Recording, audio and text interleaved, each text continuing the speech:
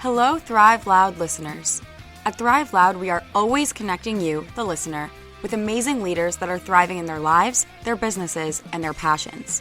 We also have had hundreds of thriving women that have been featured on this podcast.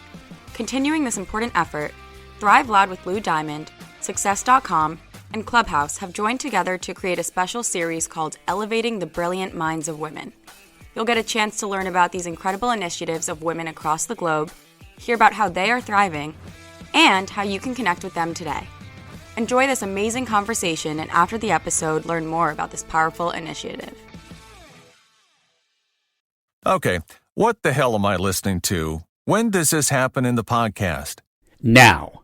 Whatever you are listening to now is happening now. What happened to then? We just passed it. When? Just now. We're in Thrive Loud now. Well, go back to then. We can't. Why not? We missed it. When? Just now. When will then be now? Soon.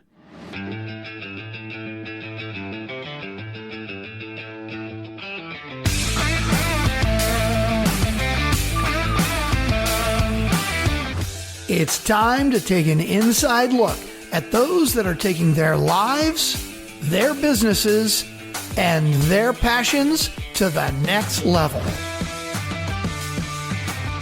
Get ready to thrive loud with Lou Diamond.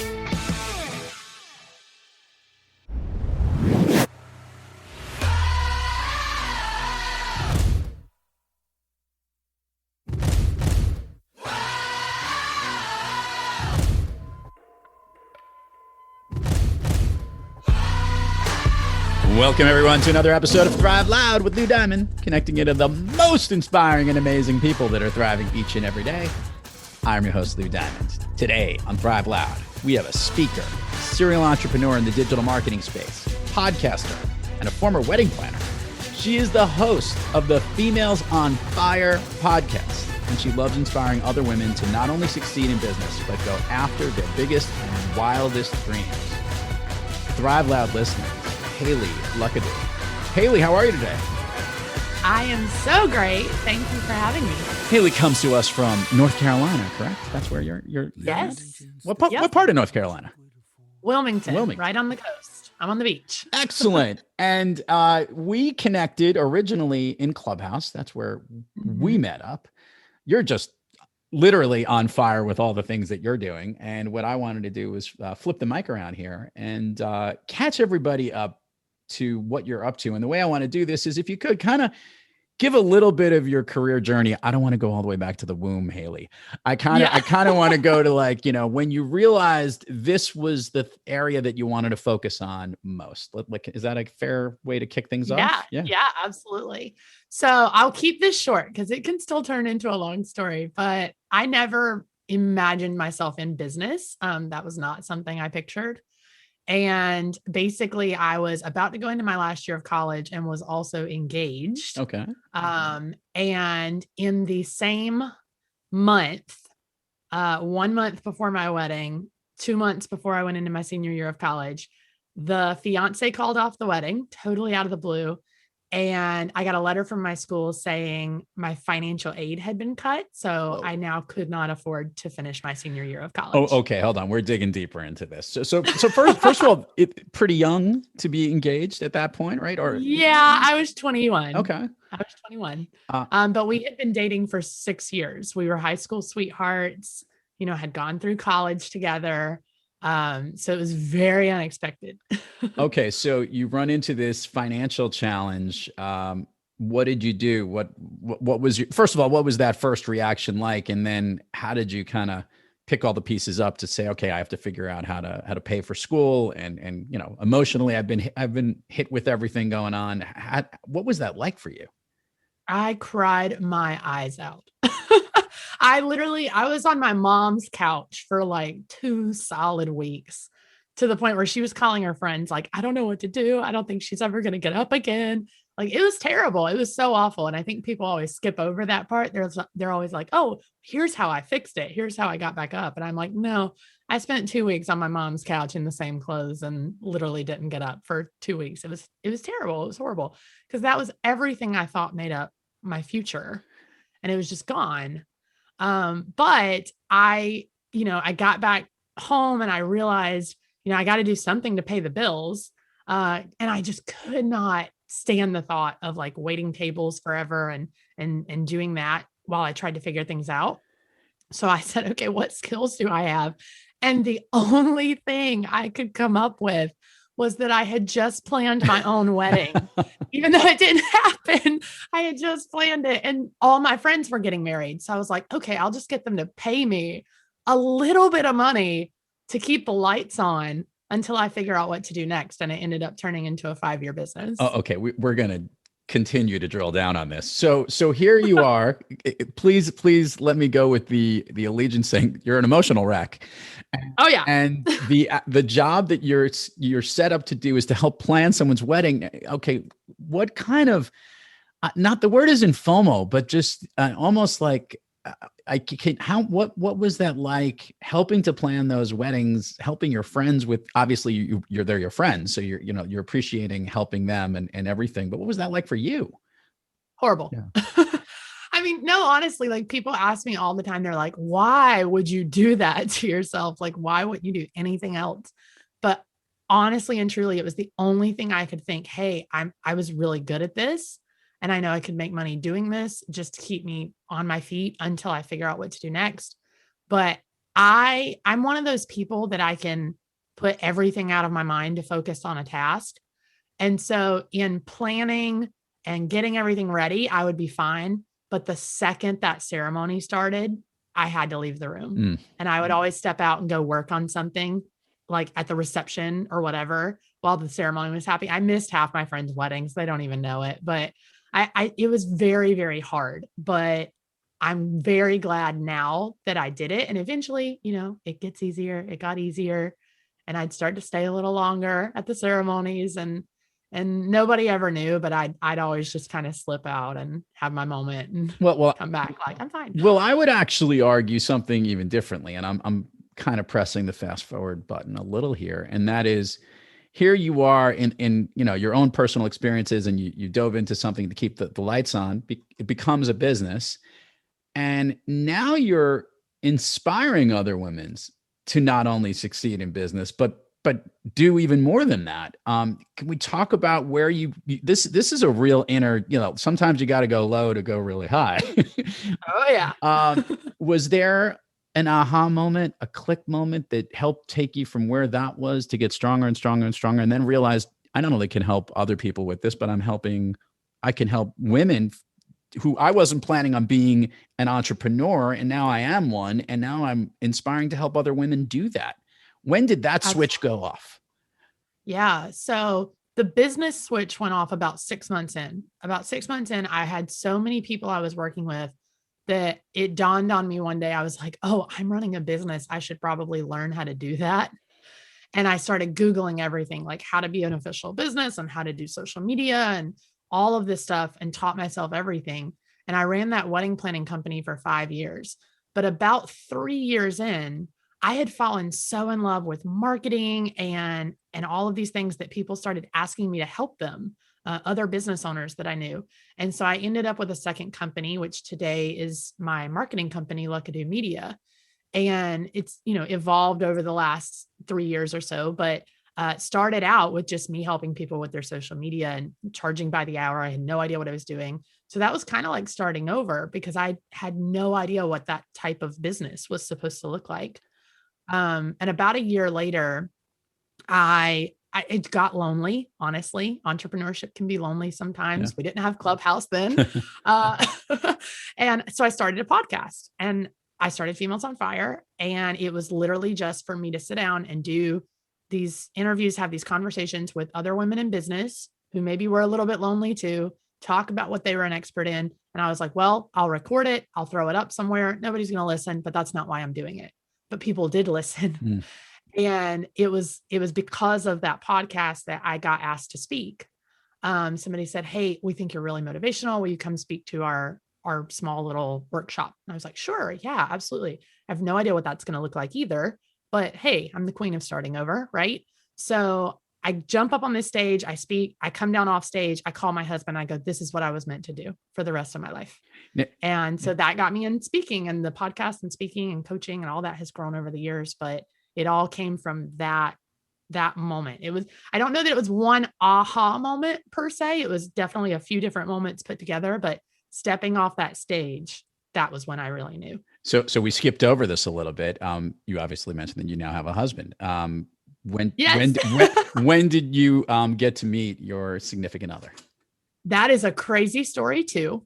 So I'll keep it short, but basically we dated on and off in high school before the other guy. My now husband broke up with me every time. He was a jerk. He'll tell you he was a jerk. But he actually sent me a Facebook message about a week after my engagement got broken off. We had not spoken in 6 years. And he said, I heard through the grapevine, basically, that you are getting married. And I wanted to say congratulations. And I let him have it because I was still in that place where everything was horrible. And I was like, no, I'm not getting married because men suck and everybody sucks and everybody's horrible. And he responded back and was like, do you have any friends?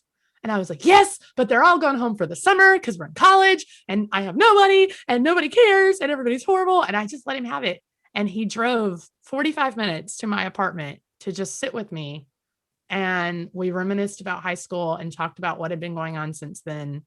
And about a month later, he took me on a date, and that was it. We dated for 1.5 years. We got married. We've been married for over 5 years. Nice. Good. So before I get to the podcast, I want to bring this piece here. And I guess whether you know it or not, the circumstances that you seem to have experienced and your ability to rebound and be resilient from it. Did you, and not only that, but exceed and thrive when you're in those moments. Have you ever recognized that maybe that kind of is your superpower?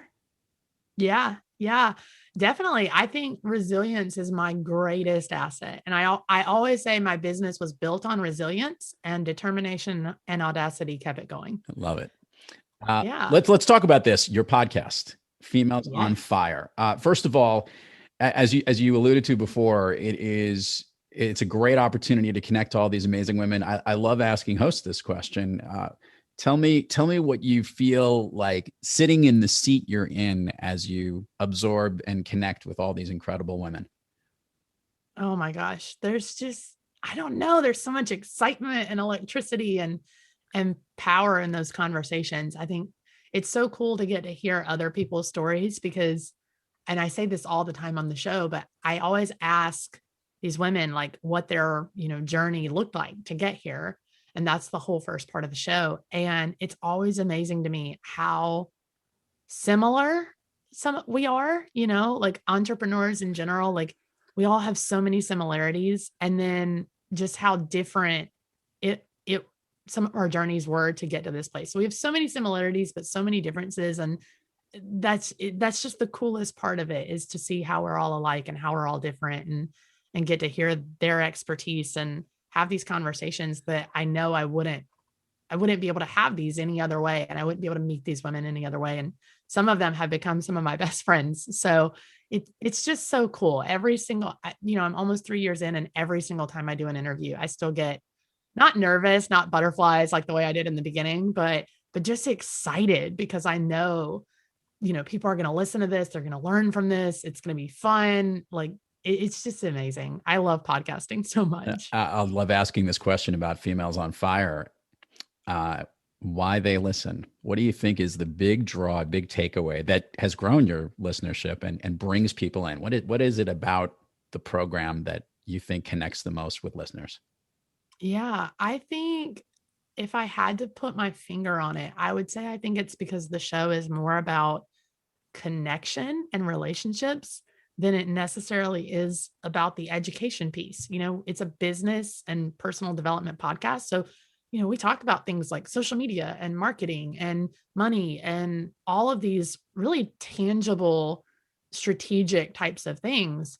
But at the end of the day, the interviews are always like fun and lighthearted. And you get to hear these sometimes hard stories of how these women got where they are and the things they overcame. And it's always put more of a focus on that than necessarily, the 3 steps you need to take to do this or whatever. So I think I think it's just one of those things where people want to learn. They want to learn those business tips and learn about marketing and all these things, but they want to feel like they can get to know the person behind the mic and that they can relate to the 2 people they're learning from and build that connection. And I think that's what Females on Fire has done really well. Excellent. I love asking guests on the program this question, Hayley. I'm very interested to see where this goes because you've alluded to a bunch of it, but I want to hear the what you end up doing. We all have days when we're kicking on all cylinders and thriving, and look at you with different businesses as an entrepreneur, as an amazing podcaster, as a great communicator and speaker. But obviously, as you know also well, we have days where, we might be on the couch for 2 weeks in the same clothes in our mom's house, or just not quite kicking on all cylinders. When you have trouble thriving, Hayley, what practice do you seek or what individual do you seek out to get yourself back on the thriving track? Yeah, for me, it's always, always, always just thinking about everything I've overcome so far. So obviously my business started out from a hard place. It's built on resilience. I've said that several times already, but there have been many, many other challenges in those 6 years. It wasn't just, easy going after that, smooth sailing after that. I've had plenty of mistakes and failures and challenges and setbacks and all of those things. And that's why I speak on those things so often, because I think if you can look back and you can look at your failures and you can look at your mistakes and you can recognize how they got you here and how you wouldn't be here without them, then you've got your power back. You've got power over those things. And so anytime I'm having a bad day or things just aren't going right, or, I'm not productive, I can't focus, it's, I feel a little depressed, like whatever it is, I always look back and think, okay, have I gone through something worse than this? And the answer is always yes. And did I get through it? And how long did it take to get through it? And I remind myself of sitting on that couch for 2 weeks and spending 6 months crying at wedding ceremonies and walking out of the room and still getting through it. And now looking at what that hard, terrible time built. And I'm like, if that was that bad and it built something this amazing, and this thing that I'm going through is not that bad, it's probably going to build something even better, right? Because it's not that bad in the moment. And so just reminding myself of that, I think if you can look back at where you've come and say, you know what, I've been through worse, I've gotten through worse, I can get through this, inevitably, everything always looks greener when you do that, right? Like the color comes back into your life and you feel better about whatever it is you're currently going through. I love that. Hayley, let's do the admin part of the show. Share with the listeners all the places people can find Hayley Luckadoo, your business, your websites, your podcast, social handles, everything. We will put it all in the show notes, but it always gets more engagement when they hear it directly from you. Yes, absolutely. Thank you. So everything I do is over on my website at hayleyluckadoo.com. So you can find everything over there, the podcast, speaking, coaching, all our services, everything. There's a free challenge over there that's really cool. Lots of free stuff. Females on Fire. Again, you can check it out on the website, but you can listen to it anywhere: Apple Podcasts, Spotify, iHeartRadio, Google Podcasts, anything at all. It's there.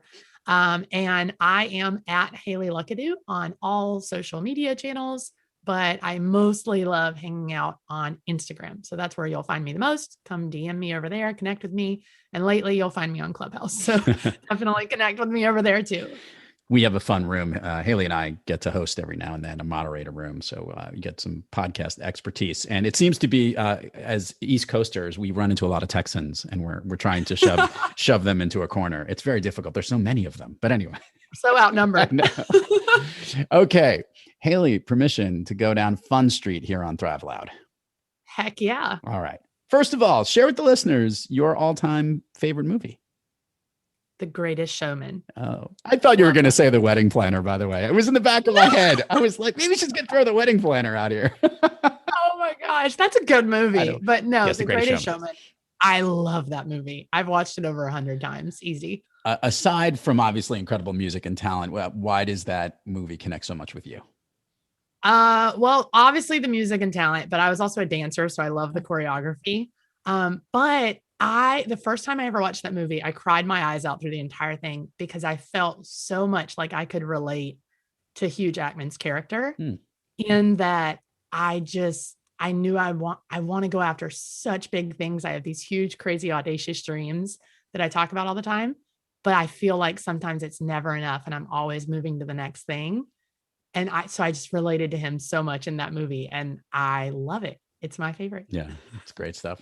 Okay, we're going to do speed round here on Fun Street, which is awesome because I know on Females on Fire, you kind of do a speed round thing. So I do. So it's a little different, but let's see where this goes. No idea how this is going to work out with you, Hayley, but here we go. I'm going to say something. I want the first thing that comes to your mind. These are things that lift you up, motivate you, make you feel great, make you thrive. All right, you ready? I'm ready. Let's do it. A song you love to hear or that pumps you up? High Hopes.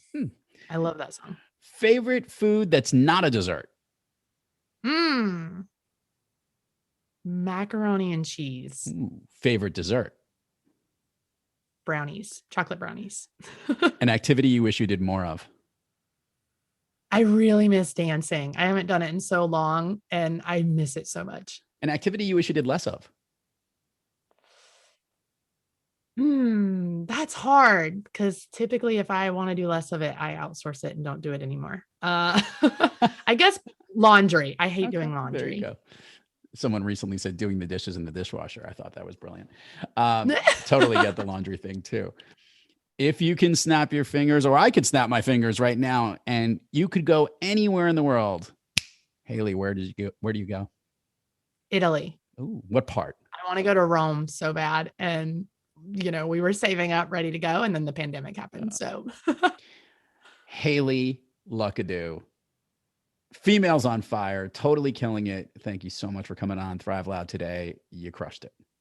Thank you so much for having me. It was so much fun. And to all our listeners out there, thank you for joining us. And until next time, keep thriving onward and upward. And remember, be brief, be bright, be gone. Thanks for listening to this special episode of Thrive Loud with Lou Diamond, brought to you by Success.com and Thrive Loud. To learn more about this great program and elevating the brilliant minds of women, head on over to thriveloud.com or Success.com. And make sure to follow Lou at Thrive Loud everywhere on social media to learn more about this special series. Thanks for listening.